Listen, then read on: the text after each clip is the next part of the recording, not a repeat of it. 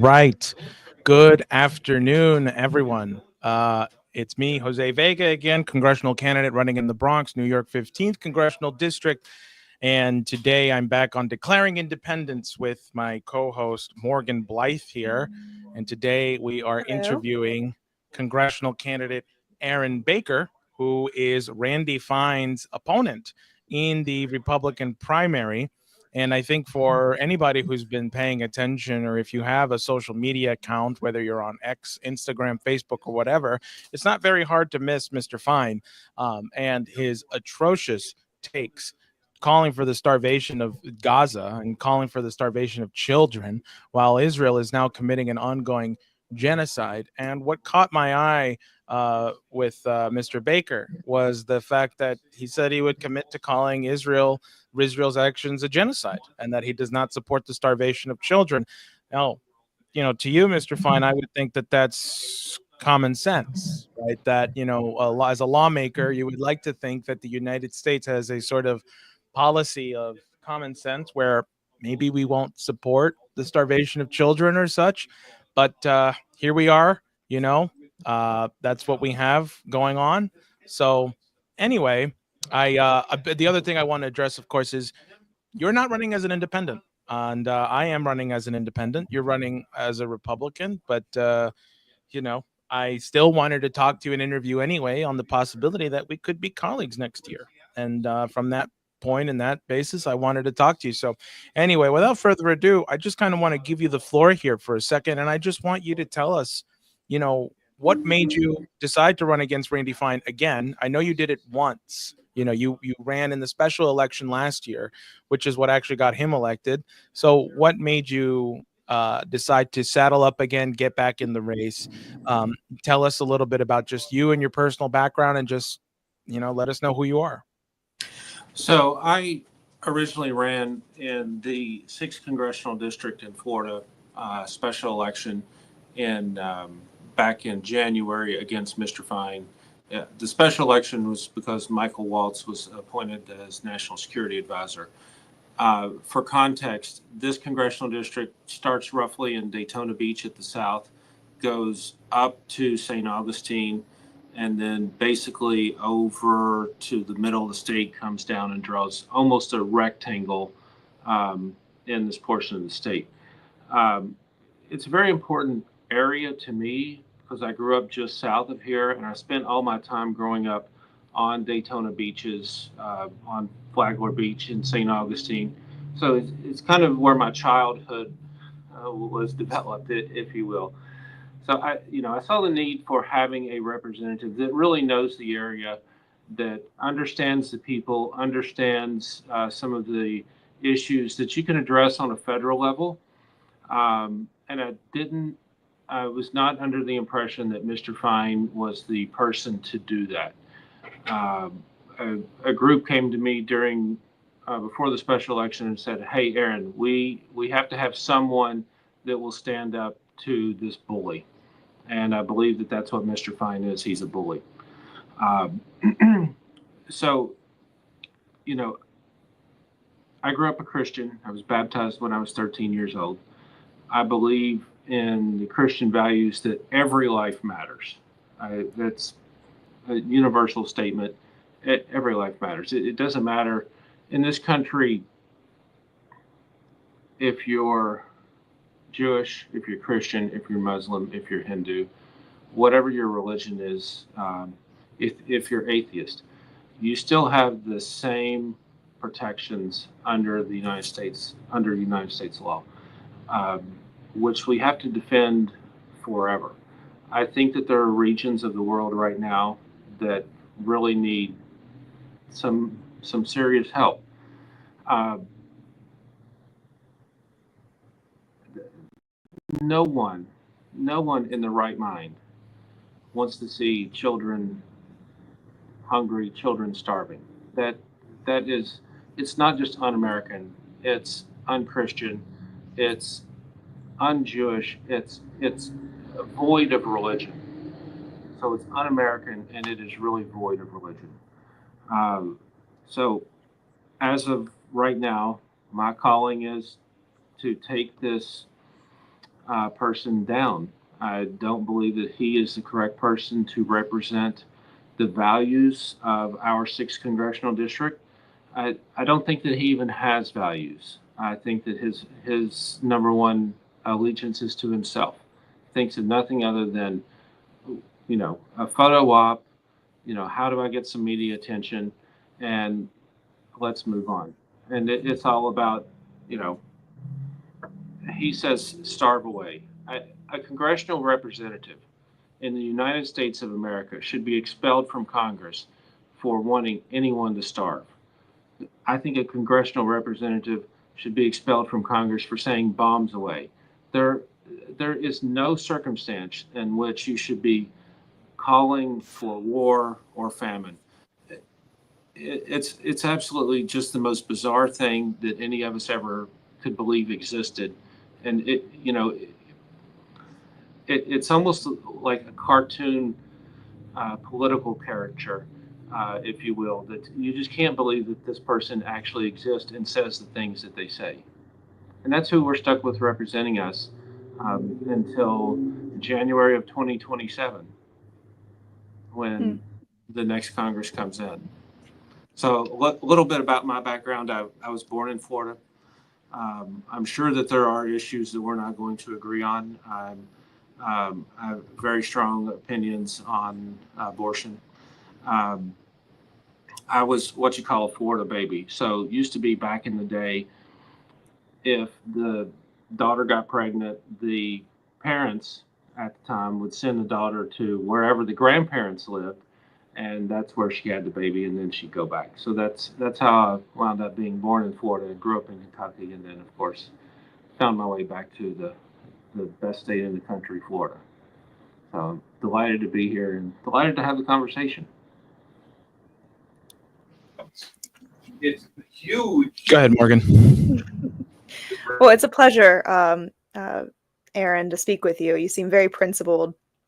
And what I think is true Christianity is if when you see these people suffering over in Palestine, you feel compelled to speak out, as opposed to someone like Mr. Fine, who says just atrocious things that should be condemned. What I think for me is I kind of proclaim myself to be an independent. I think the two-party system has completely just proven itself to not work. So what do you think is kind of your ideas as being a Republican versus kind of what we see with like Lindsey Graham, this Randy Fine character that are taking, capturing the party? Do you align yourself with any of their views, or would you kind of consider yourself more of like Marjorie Taylor Greene, Thomas Massey, that I think actually aspire to the actual ideas of, being a Republican? So I was born in 1980, grew up in Western Kentucky. At that time, everyone in Western Kentucky were Democrats. We were the only Republicans in the small town where I grew up. And finally, in the mid-90s, we had a congressional representative elected. His name was Ed Whitfield, Republican in the 1st Congressional District. He used to come speak to our high school, used to come speak to our business clubs, but connected with the community. That's what the Republican Party means to me. It doesn't mean, all of this just bombastic buffoonery that we see an elected member of Congress say starve away. It means the good, hardworking people that are salt of the earth people, like Thomas Massey. I mean, Thomas Massey is a good person. You might not agree with him on every single issue, but at the end of the day, what I want somebody in Congress that if you look at that person, you say, I might not agree with that person on everything, but I know that person has my back. And if I need something, I'm going to pick up the phone and that person's going to have my back. That's what I aspire to be. Mm-hmm.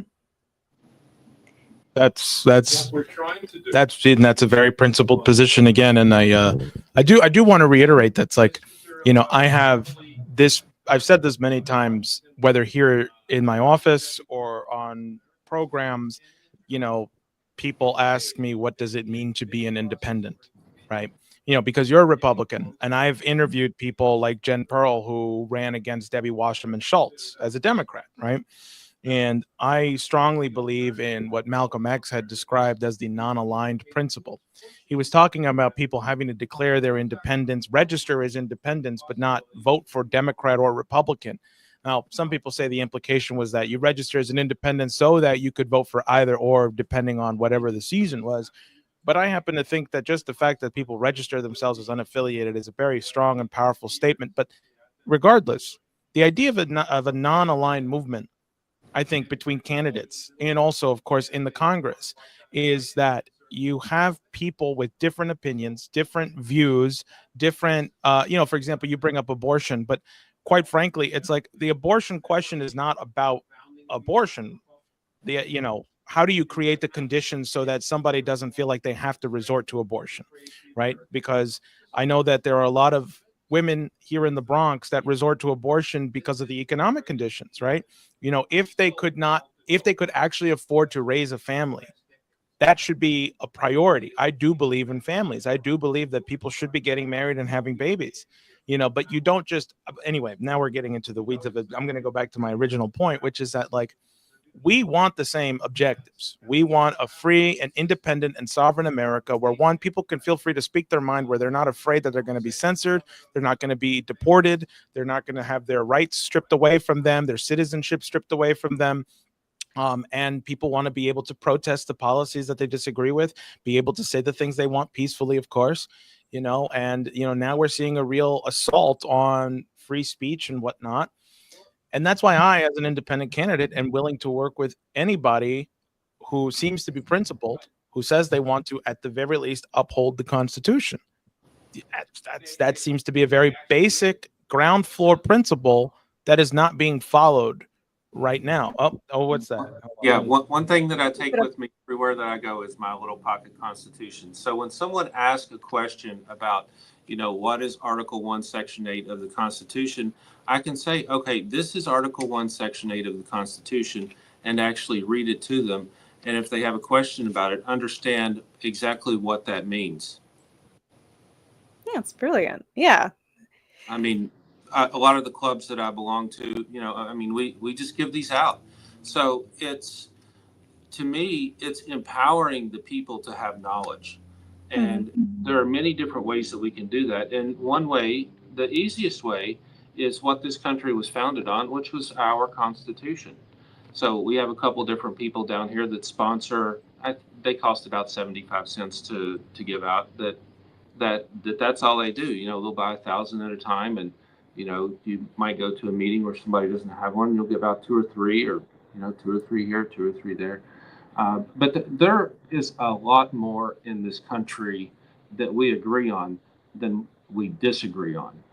Mm-hmm. There are going to be some policies where, as an independent or whatever, the political party doesn't really matter, but just based on ideology and different regions of the country, we're a little more conservative, a little more liberal up north.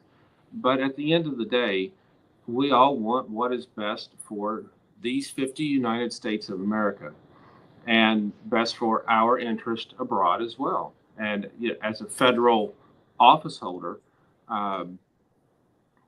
we have to understand that. One of the things that you brought up previously was economic conditions. Overall, in the United States, poverty rate is about 11%. Florida is about 12%. The congressional district that I would like to represent is 14.6%. That's not an acceptable statistic to me. I know it's much higher in the Bronx, but you also have, a much higher cost of living. Those are issues that I would like to work on, issues that actually affect the people here, not a bombastic buffoon rhetoric that it does no good for anybody. I mean, sure, you might get a million views on whatever social media platform. Who cares? How does that help your people? At the end of the day, we want a congressional representative that lives here. I live here. Mr. Fine does not live in the congressional district. lives 100 miles that direction, but whatever. That's beside the point. But when Monday evening, I was in the largest city in the 6th district is Palm Coast, just south of St. Augustine. So I go to town hall held by the mayor there. What are they concerned about? They're concerned about economic conditions. How do we attract business and industry so that the kids that are graduating high school feel like they can go to college and stay in this area and be able to afford to live in this congressional district where they were born and grew up? And it's becoming ever more difficult day by day by day. So unless you have federal representatives that actually give a damn and will listen to the economic conditions on the ground, then we're never going to get anywhere. One of the original reasons why I wanted to get into this race, it sounds crazy, but I own a small business with my business partner, and we're in the construction business. So, I have a business card. So when I go to the gas station, I know, yeah, I can fill up. But I always look and see how much the person in front of me got at the pump.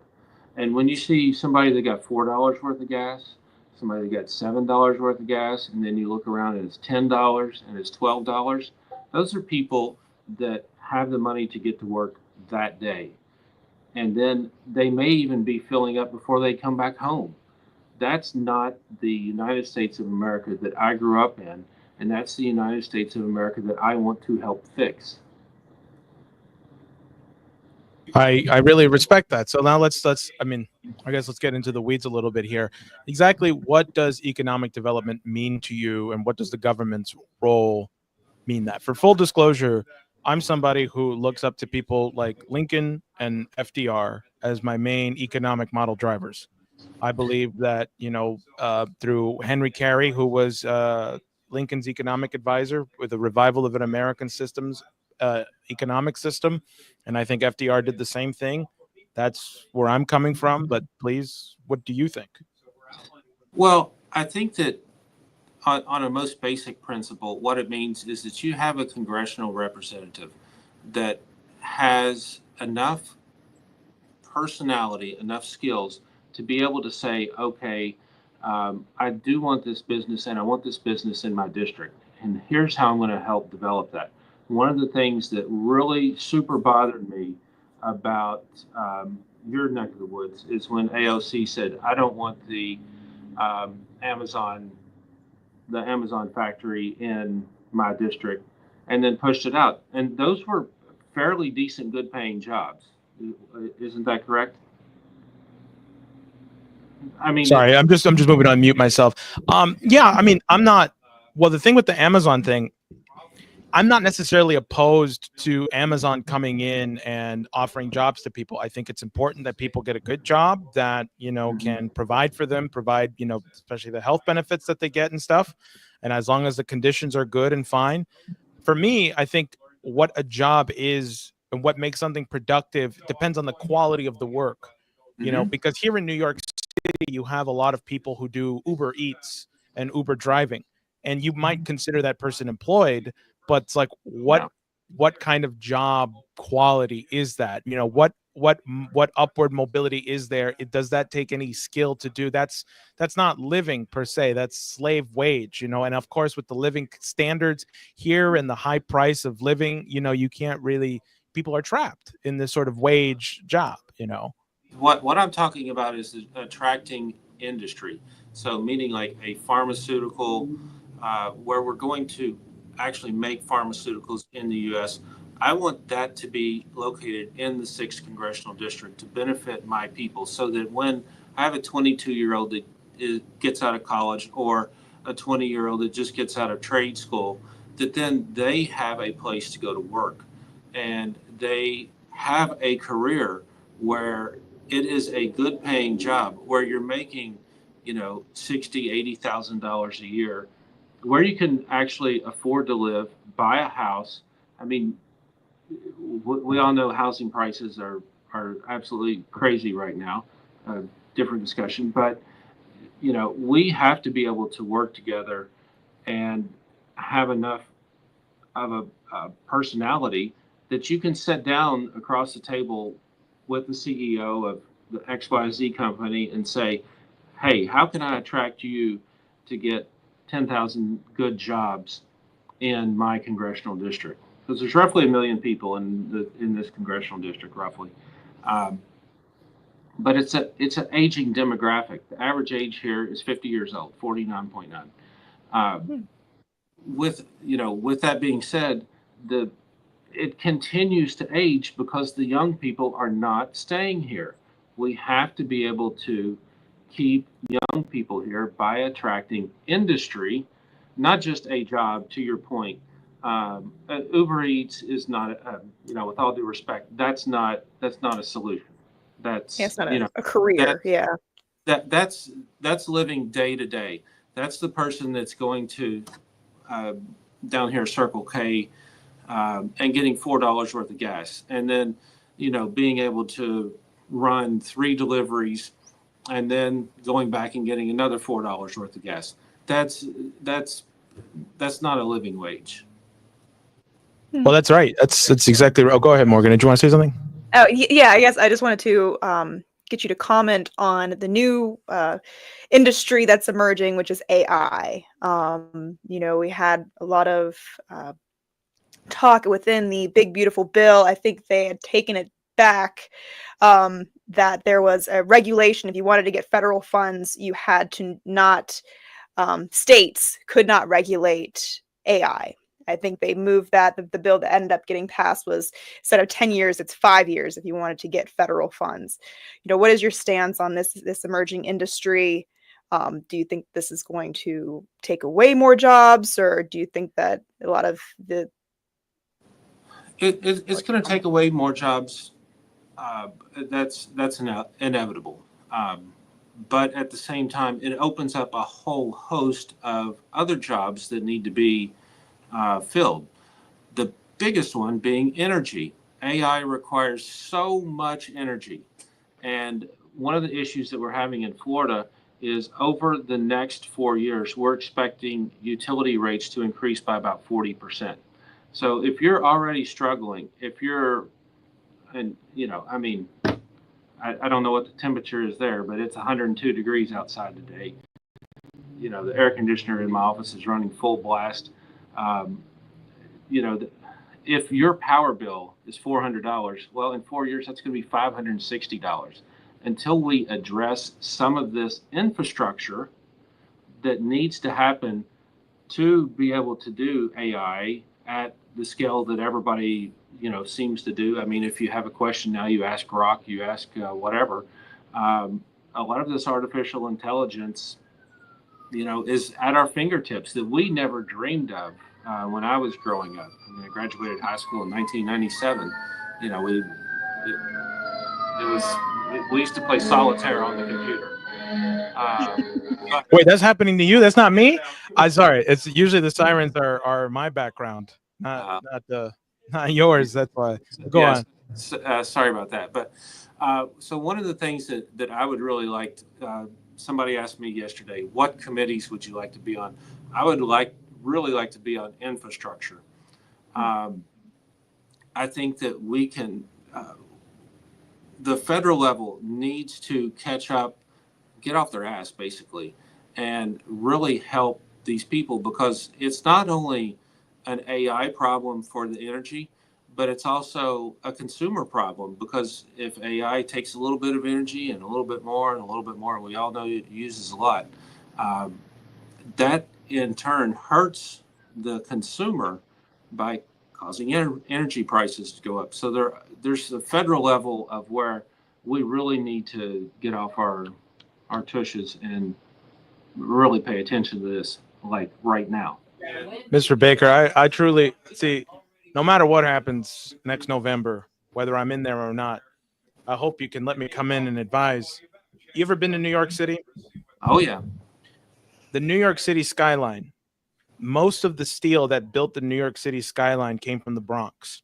And the girders at the Capitol Dome were made in the Bronx. The Bronx used to output so much steel, right? And that industry is dead. And where that industry was in AOC's neck of the woods in the specific area of the Bronx called Hunts Point, which is now just like a drug addict den, right? See that when I think of industry, that's what I think of industry, right? But you know, when is the last time we built a new city in this country? What was it? I think it was Reno, right? Or was it Las Vegas was the last city that was built in America, right? Why aren't there new, 50? I mean, this was one of Trump's promises. You know, he said he was going to build new cities, right? I'm all for new cities. I think we need more cities. You know, you go out to the Midwest. First. Yeah. Well, fine, but you're also talking about, AI and its energy needs. Well, I'm a big proponent of nuclear energy. I think that nuclear power plants, Absolutely. right? Okay. Absolutely. Now, why don't we take our young American men and women who are unskilled and unemployed right now, and you put them in a crash program where you say, listen, you're going to be responsible for building the major infrastructure projects. We're going to take you from, for me, I have this program here in the Bronx called the Space Civilian Construction Corps, where the idea is, because we have the highest child poverty rate, we have the highest unemployment rate, we have the highest illiteracy rate. You take these young men and women who are unskilled, unemployed, uneducated, you give them an education and you give them an engineering crash course. You teach them to be carpenters, you teach them to be welders, you teach them to be surveyors. You teach them everything you need for infrastructure. And you say, now you're going to go and you're going to build the infrastructure. You're going to lay the groundwork for nuclear reactors. We're going to build 500 nuclear reactors by the end of the decade. We're going to go and we're going to build, a maglev train system around the country. And then we're going to use high-speed rail for bigger systems, for bigger states, like New York State may not need maglev the entire way, but high-speed rail may work for it, right? So, you're talking about a major infrastructure overhaul that the listen, I've been to China. Their infrastructure, you can say whatever you want about China. Beautiful. I've been to Beijing. I've been to Sichuan. I've been to Chengdu. It's like, it puts us to shame that we don't have, and it's also in France, Japan. France has high-speed rail. Japan has maglev. We, I think, only have high-speed rail, and that only in like one state. I think it's in Florida, actually, right? That has high-speed rail. So, anyway, that's my point is, it's like when I think of infrastructure, when I think of industry, it's all one thing to me. And I think you're right. The federal government does need to get off its ass and like get back to being the marvel of the world. So anyway, I don't know if you want to, go ahead. I have, I'm in construction, so I need kids that could read a set of blueprints. I don't need you to have an engineering degree, but I need you to have gone to trade school long enough that if I need you to dig a footer that's 18 inches deep and or 18 inches wide, 14 inches deep, I need you to be able to look at a set of blueprints and understand. And yes, you don't have to have 6 years of education. You need to have basic skills so that we can say, okay, guess what? We are going to build nuclear power plants, and we're going to build 3 in the state of Florida, and here's the strategic locations, and we'll be able to power Florida for the next 150 years. And we're going to get it done in the next 7 years. And you put a timeline on it, and you get it done. You cut the red tape, you cut the permitting process, and you just get it done. And that will help the citizens so much. And guess what? In the next 7 years that we're building it, you've got all these young people that have a good paying job and a future that will be much brighter. And I won't have a 18-year-old, 19-year-old kid in Palm Coast saying, what do I do once I get out of trade school? There is no industry here. That's the most ridiculous thing on the planet. But to my point, you have to have a congressional representative that will sit down across the table and say, okay, business X, business Y, business Z, how do we get, and I'm not talking about a pizza parlor on the side of the road. I'm talking about actual business and industry. How do we get this business and how do we get this industry to plant its roots here and make a difference in our community long term? So you do, sorry, Morgan, you do constructions. Are you on active construction sites right now? I'm in my office right now. No, but I meant like, do you like generally go to construction sites and stuff? Sure. I mean, And we're going to would start. you be- We're actually starting this project, the one that I just held the plans up for, Well, also, on the 11th, I believe. Also, we have some good questions in the YouTube chat I want to get to, but the reason I'm asking is because I want to come down and I want to be on a construction site. I want to actually know what I'm talking about. See, here in the Bronx, they don't care about construction. Well, they do. Only luxury housing. They build a lot of luxury housing in the poorest congressional district in the country, not for the people here. So I want to know what it's like to be on a construction site. And so, if I'm ever down there, you're going to have to give me a tour of the place. And Absolutely. I would like to meet your surveyors. I'd like to meet the people who actually wear the hard hats. I'd like to know what they do. So And and I understand there are so many job openings that we need to fill right now. We need plumbers, we need electricians, we need mechanics. There are so many openings, but we need to have representation that understands what the hell is going on in their congressional district, not live 100 miles away, and be able to say, okay, guess what I'm going to work on this week, or what I'm going to have my staff work on this week.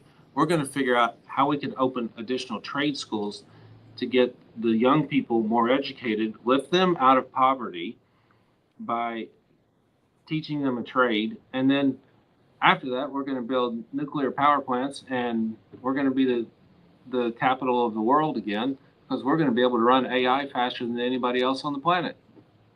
all right. Well, I don't know if necessarily running AI faster than anyone else on the planet is the goal, but but I'm with you on getting higher increases of our energy density.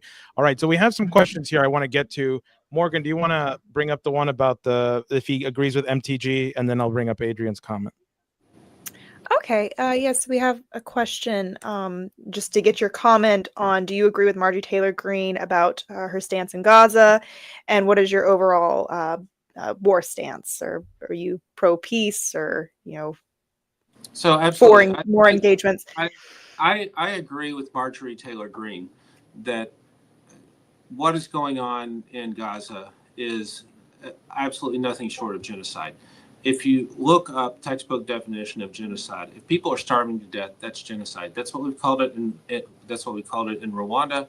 That's what we've called it in different places in the world. I don't know why there's an argument about that.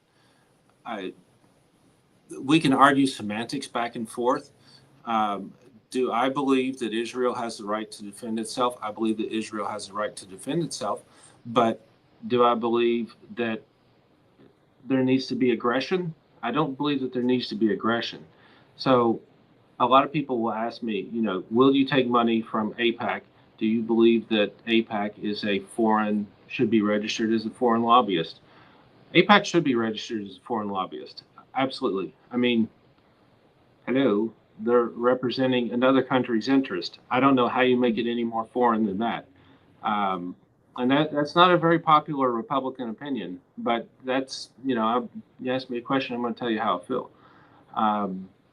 I believe that, like I said, I'm a Christian. I was baptized when I was 13 years old. The values that I grew up on were that you treat every person with dignity, with respect, and that you value human life. I wasn't told that you value this human life, and this one, but not this one. Mm-hmm. I was told that you value human life. That's I guess what you get from having a small town Kentucky upbringing, growing up in a Baptist church. All right. Well, Jose, do you want to ask another question? Yeah, so I will bring up Adrian's here. Do you have any comment on specific infrastructure legislation? Example given, the National Infrastructure Investment Corporation Act of 2025 or the National Infrastructure Bank Act of 2023? I have a whole section on my website about infrastructure. I'll be more than happy to, if somebody wants to do a space just on infrastructure. There are so many issues. We talked about earlier. I've also been to China. You've been to China. I've traveled on the TGV trains in France. You know, you can make it. You're amazed. You're going through the countryside at 120 miles an hour, and you're like, "Wow, this is really a nice way to travel." On a nice air-conditioned train, and you're like, "Wow." So there's so much infrastructure that we can do in the United States. Fun fact for you that I didn't even know until yesterday. During Katrina, the train line between Orlando that went up through the panhandle of Florida and then across to New Orleans was damaged. You know, that still hasn't been repaired. If you want to take a train from Orlando to New Orleans, you have to take a train from Orlando to Washington, D.C., and Washington, D.C., diagonal down to New Orleans. Wow. We live in the United States of America, and this is the infrastructure. This is laughable. You know, I mean, I was talking about this, last night on my space. When I go to the Orlando International Airport, because we have 700 flights a day on average, I think about 680 flights a day out of Orlando International Airport. So even though it's not in my congressional district, Daytona Beach is. Daytona Beach is a much smaller airport. But you go into Orlando International Airport, gates 1 through 10, because I always fly Spirit because, you know, that's what you do. And, you know, I have been in airports in Beijing that are nicer than the airport in Orlando, Florida. It is laughable. I mean, we have got to get our heads out of our ass and do something. It's just, I don't get it. Yeah, believe me, I know about those Beijing airports. I was there, and the South I Korea wasn't. one is even nicer too. I still have yet to venture out of the country. And to your point, Aaron, I am from North Carolina. So when Hurricane Helene came in and took out some of our major highways, that is still yet to be worked on. We actually had local people come together with their bulldozers, with their trucks, and stepped up where FEMA kind of lacked. And we still have a lot of our infrastructure that needs to be built. And so hopefully it's a different situation than with New Orleans and Orlando, but that is unbelievable, and it's embarrassing. It's embarrassing. That's my entire point. How do we go to what 40 years ago was a third world country, China, and you walk into an airport and you think, geez, I mean, this place is, it's almost like you don't want to touch anything because you're afraid you'll get something dirty or you'll get your fingerprints on something. And, you go to the Orlando airport and, people laying on the floor because there's no place to sit, rips in the seats, and the snorkels that connect to the airplanes, they go like this when they're trying to operate them and they don't work properly. Like, come on, people. We need somebody with some common sense that can really fix some things. Absolutely. So just a couple things. One, I would definitely like to do a space just on infrastructure. I think, I don't, like, for example, I haven't read the National Infrastructure Investment Corporation Act of 2025. I read the Infrastructure Bank of 2023. So I don't blame you. It's, you're also a busy guy, you're working on construction sites, but maybe we can do like an infrastructure only one. I would absolutely love to talk shop with you about infrastructure. I think it's something that we could really get along with. And I mean, I don't know how much you know about the American system of economics, which was something that was talked about like by people like Matthew Carey, Henry Carey. A lot of people have this idea that socialism is the only kind of ideology that, values labor, right? Like, how do you increase the value of your labor, and how do you make sure that people get, what they're deserved when they're working at a sweatshop? But like, one of the most American people that I know, Matthew Carey, who was the father of Henry Carey, who was Lincoln's economic advisor, was writing pamphlets about exactly that problem. Women are getting paid to make shirts in sweatshops. They're not getting paid what they're owed. His solution wasn't socialism. He was talking about a Hamiltonian style economics that actually built the country, right? And that's not social. That was written 30 years before, Marx had written Capital. So, we have things in our history that have always cared about workers and labor rights, that don't include socialism or communism. Right. And I think that kind of history has been intentionally forgotten. I think to kind of pit people in like socialism versus capitalism ideology, but it's like, wait a minute, no, our country was founded on an economic principle that we can measure economic growth through living standards and rate of development and progress. One of the people here in the South Bronx, I don't know if you figured, by the way, but I love American history. And I don't know if you got anything planned for the 250th anniversary of the founding of this country, but we've gotten started early here. We have Gouverneur Morris, who's buried here in the South Bronx, who wrote the preamble to the Constitution. We the people, these words that everybody loves to quote, written by Gouverneur Morris, and he's buried here in the poorest part of the country. And his grave looks terrible, and I intend to fix it. All right, so anyway, I know we've only got like 18 minutes left, and I don't want to just go on infrastructure. We could do a whole separate thing on infrastructure. Let's get into the weeds a little bit here with the kind of assault that we're seeing on free speech. And I think it very much ties into immigration policy. I'm sure you're somebody who believes that we need a strong, secure border. I wouldn't say I disagree with that. We do need to know what's coming across our borders. I understand that there's a lot of drug trafficking coming across it, but under what we have seen, under the Trump administration, and I hope you're okay with taking tough questions. I don't agree with the Trump policy that we can just deport people like Mahmoud Khalil, because his wife was a citizen. She was 8 months pregnant. He was a green card holder, and they decided to revoke his green card because he was leading protests here at Columbia University. The media tried to claim they were violent. They were not violent. And every time he's spoken about Israel, he's always said that it's a shared struggle. He says that Jews and Muslims have the same destiny. I'd like to know your thoughts. Well, I think you found a point that we are going to disagree somewhat. And that's okay, by the way. I want people to know it's okay. We don't have to agree on everything, but please go on. Yeah. As long as we're respectful to each other, then it is okay if we disagree on some things. I do believe that under the law, the Secretary of State does have the right to revoke green card.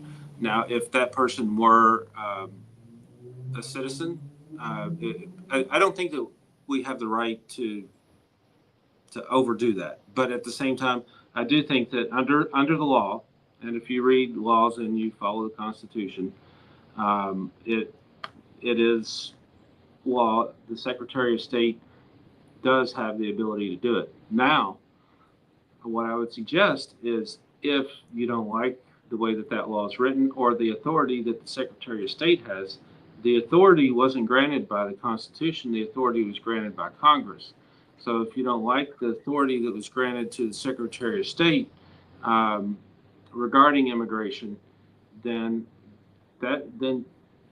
in Congress, guess what? You get to have an opinion and you get to work to change that. And if that's something that you want to work to change, where you're like, yeah, I really don't think the Secretary of State should have this authority, then by all means, I respect your ability to articulate your case and say, I don't think that the Secretary of State should be able to have this authority. And if you can get enough congressmen to sign on, then by all means. Yeah. I mean, I'm not necessarily opposed to the idea that somebody's green card can be revoked. For example, if there was ample evidence that somebody was actually here on a green card and they were planning to do terrorist acts, right? Like if they were trying to plant a bomb somewhere, if they were trying to, work on behalf of a foreign nation or something and, commit terrorist acts. Okay, fair enough. I do think maybe at that point you should definitely revoke that guy's green card and give him due process and get him the hell out of here. You were going to say something? Yeah, but what I'm saying is, if you don't think that the Secretary of State should have that authority, Congress has the ability to change that. Mm-hmm. All we have to do is pass a law to change that. Just like there were things that happened under the previous administration that I'm like, I don't think that you should have the authority to do that. That's why you elect 435 congressmen and women so that they can go to Washington and they say, this is something that I want to change, and I want to hear other people's opinions on it. And so maybe that the answer is that the Secretary of State shouldn't have that authority, that it should be, to your point, some type of due process, that Secretary of State can't just rip your green card in half and say, go back home. Right now, Secretary of State has that authority, and I stand by that authority. But if that's something that you would want to change, I mean, as you can see, I'm here for the discussion. I'll hear your argument, and I like that. No, that's hear what your solution is. If you think that there should be some type of due process, I want to know what that due process is, because right now it's a Republican administration. I could be having the same argument under a Democratic administration. Well, I don't think you should throw. I'm just going to throw a name out there, Steve Bannon, out. Let's say he was here on a green card, which he's not. But I don't think you should throw him out of the country. So the argument goes both ways. And sure. During administration changes, there are things that I'm unhappy with, that you're unhappy with. If you don't want the Secretary of State to have that authority, then by all means, write some legislation and let's hear it out. Yeah, but I think specifically about this one though, it's not even necessarily like arguing about I mean, do I personally think the Secretary General should have that authority? I don't necessarily agree. I don't know, because like I said, I can see cases where it might be justifiable to throw someone out, but specifically, we know that Mahmoud Khalil was targeted because of his criticism of a foreign nation, right? Like to your argument, you mentioned we shouldn't throw out somebody like Steve Bannon. I agree. I disagree with a lot what Steve Bannon says, but he should have the right to say it, or whoever's here should have the right to say whatever they think. And I think green card holders should be held to the same standard of free speech that a citizen has, which is they should be allowed to speak their mind, and they should be allowed to be critical of their government, especially of the American government, because we are founded on being critical of our leaders. That's the beauty of our system, is that we're allowed to say what we think, and we can change the conditions for the better. And I think anybody who aspires to be a citizen, there's no better test for citizenship than somebody who can openly criticize their government. And so that's where I'm coming from it. I'm not necessarily arguing the authority that the Secretary General has. I'm more arguing, like, don't you think it's a little ridiculous that Mahmoud Khalil was specifically targeted in this way because he was critical of Israel? Well, I don't have access to the same intel, so I'm not gonna form an opinion on that, because I don't know. I can tell you on the face, you kind of step back and you're like, okay, well, wasn't really. First of all, I didn't know that the Secretary of State had that authority, and then I'm like, oh, okay, well, Congress gave you that authority. Oh, okay, well, if back to my point, if we don't like it in Congress, we work together and we change it. And it's not just that specific individual. It can be any individual. Sure, that's right. It could be under a Democratic administration. It could be a very conservative person, and you're like, well, he's protesting Palestine, or protesting Gaza, and would I agree with him being thrown out? To your point, I didn't even know the Secretary of State had that authority until they're like, oh, well, Secretary Rubio has revoked his green card. Like, okay, I didn't know you could do that. I didn't know he had the authority to do that. Mm-hmm. Okay, but, Morgan? That's where it's important for us to be engaged civically.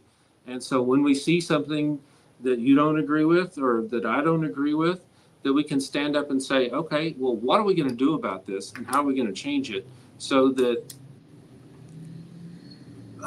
anyone feels like when they look at it, they're not scratching their heads, and they're saying, okay, well, he was actually entitled to due process, and this is what happened. And turns out his green card was going to be revoked, or his green card wasn't going to be revoked. But in Congress, we can work together to actually make a difference on things that we might disagree with on the face, but when we actually get down and cut the onion in half and we look at the inside of it, and we're like, oh, well, maybe we don't think this person should have the authority. So then, as congressmen, we work together and we change it. Yeah. Well, I would just, Morgan, I'll let you take the next question and maybe close this out. I would just say, Mr. Baker, I definitely, I love your thinking on the infrastructure. I love your willingness to work with me. All I would make a plea is to just really look into the Mahmoud Khalil case. I think that is something that's going to define the free speech laws, how we tackle our orientation, probably for the next few decades, in my opinion. And so all I would just make is a strong plea to, for you to just definitely look into that, because if there's no rectification of that, that's not just going to be used for being critical of Israel. It's going to be used for being critical of anything, whatever administration at the time has a seat. That's why you mentioned, we could be talking about a democratic institution talking about, well, maybe we should rip up Steve Bannon's green card, because if he wants to come here and criticize the way we run our foreign policy, well, he should do that from his country. That's the standard that has been set with this individual. So if you don't protect the rights of the person that you may vehemently disagree with, it'll come back and bite us all in the ass. But regardless, that's just my plea to you, from one potential congressman to another potential congressman. I'd like to just put that out there. Morgan, go ahead, whatever you want to add. Well, this has been a brilliant conversation. I appreciate you giving us the time, Aaron. I really do. On the stance on the whole Khalil thing, I guess my is how broad do we take the term national security, and giving, that authority to take the green card away for quote unquote national security. How broad do we take that? Do we take that as someone's words, or that they're speaking their words and know that seems threatening to us, or does there have to be solidified action? So I personally do not have any other questions for you. Jose, do you have any other questions? So let's go back and read the Constitution. Okay. So First Amendment, Congress shall make no law respecting establishment of religion, or prohibiting the freedom exercise thereof, or abridging the freedom of speech or press, or of the right of the people to peaceably assemble and to petition the government for redress of grievances. So the First Amendment to the Constitution says that Congress does not have the ability to limit your freedom of speech. To your exact point, it also says the right of the people peaceably to assemble. So as long as you are assembling peacefully, and as long as you're saying something, you obviously can't stand on the side of the road with a sign that says "Kill Aaron Baker." You can't do that. But I mean, you can test the limits of free speech, and you can go pretty far. So I don't understand where the line was crossed, because the Constitution, the First Amendment of the Constitution, specifically protects speech and assembly. It doesn't disseminate between a green card holder and a naturalized U.S. citizen. So, All right. Yeah. Okay. I think that makes that's pretty clear. Yeah. And kind of in the similar vein and thread, one of the people that I think, and I'll be transparent with you. I mean, I didn't vote for Trump this time around. I actually voted for someone else, but I didn't vote for Kamala Harris. I actually wrote in a wonderful woman who I thought should be running the country. But I did vote for Trump the first two times that he ran, when I was 18, and then again when I was 22. not even because I'm a Republican or right wing or anything like that. I did so because I thought that the country needed a complete change. And I didn't think he was the person who was going to, come in and fix everything. I just thought, well, you know what? The Democratic Party has lost its mind and Trump is coming in as an outsider. And I thought that maybe this could be different. And this time around, though, however, I didn't vote for him. But one of the people in the administration that I see some hope with is Tulsi Gabbard. I really do like what she's doing with exposing people like Brennan and Clapper and the Obama and the Russiagate stuff. I think that stuff is really good, and that's something that I worked with people with whistleblowers like William Binney and Ray McGovern, who are trying to talk about the mass surveillance of our country. And I want to know, where do you stand on protection for whistleblowers and people like Julian Assange and Edward Snowden? This is something that Tulsi Gabbard got kind of grilled for, as to whether or not she would work for a pardon for Edward Snowden. I think Edward Snowden's a hero, and Julian Assange too. Where do you stand on whistleblowers and their rights, like Edward Snowden and Julian Assange? Yeah. So how do we learn about the problems with our government unless somebody brings it to our attention?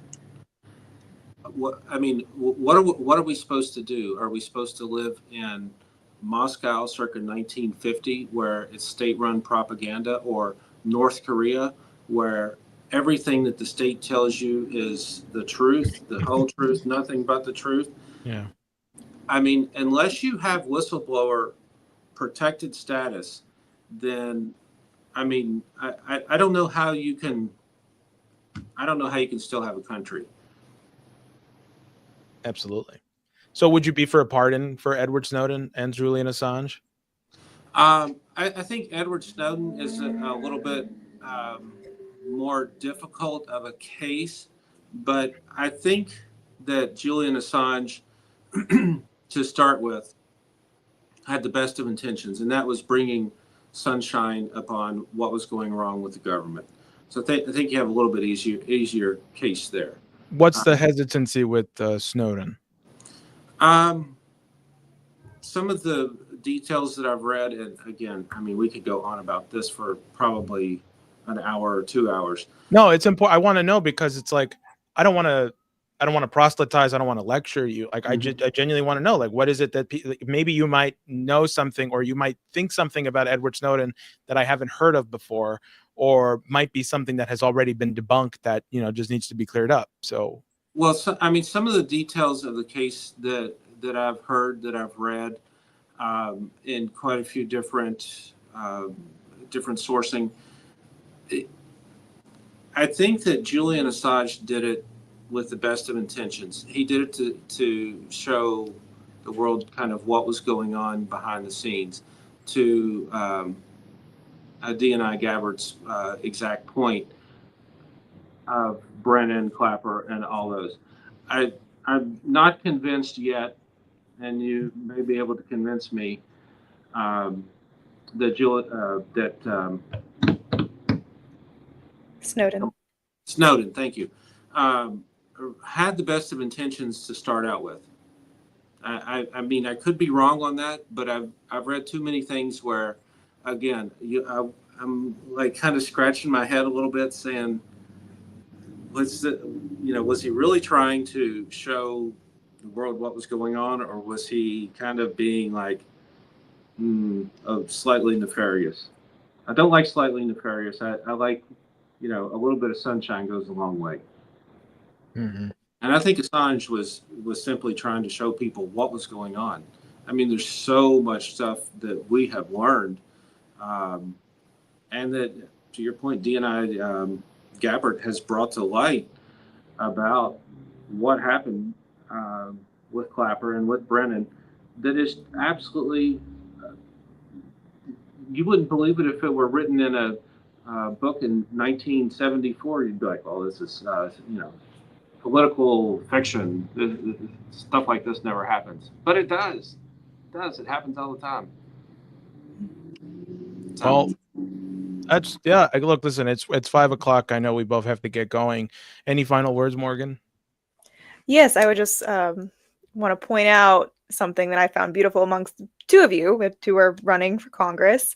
You guys may not agree on everything, but you guys certainly agree on, that there needs to be this revitalization of a vision towards the country.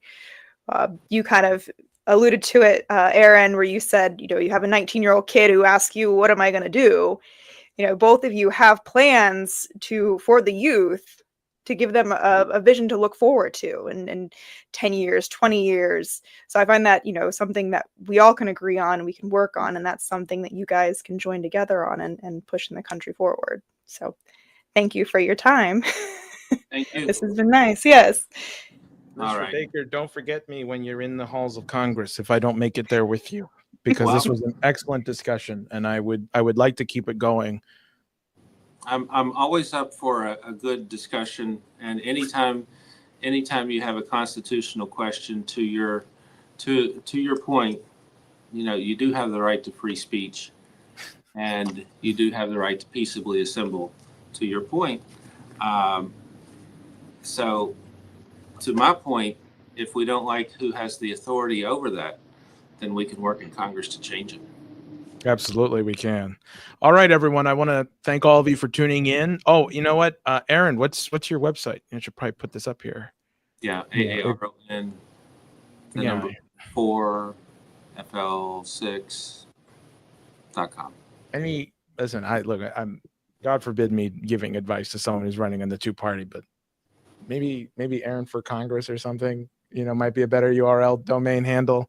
You're going to get a lot of people who are going to come to your website. I just on the very basis that you're opposing Randy Fine, Aaron, well, maybe I don't know, Morgan. What do you think? I don't know. Maybe I should. Or FL6. I think if you make it the easier, the better. I will say that. But you are an easy person to find. I can tell you that I simply just had to Google Randy Fine primary and your name pops up. So.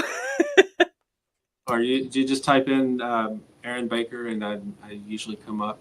Sometimes you have to put in like the first letter of Florida, and then I'll be the first one that comes up. But yeah.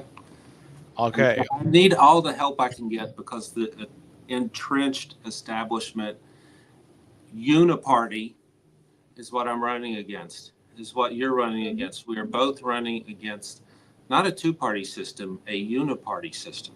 Yeah. I think there's more that we should collaborate on, because you're running against the most hated man in the Republican Party, and I'm running against the most hated man in the Democratic Party. Like, you know what I mean? Like, it's kind of funny actually how we're both like, we and for the same reasons, because they are both heartless on Gaza. They are both heartless on Palestine, and so I think it's just kind of hilarious. But anyway, and Aaron, we agree on a lot of things. We agree on nuclear energy. We agree on infrastructure. We agree on making a brighter future for the next generation. There is so much that brings us together, and everybody always concentrates on what tears us apart. So I really appreciate you having me. God bless all of you. Absolutely. Anything we can do to work together, I'm all in. All right. So I'm going to end the stream here. Just stay on for a quick second, Aaron. I want to thank everybody for tuning in, and I will see you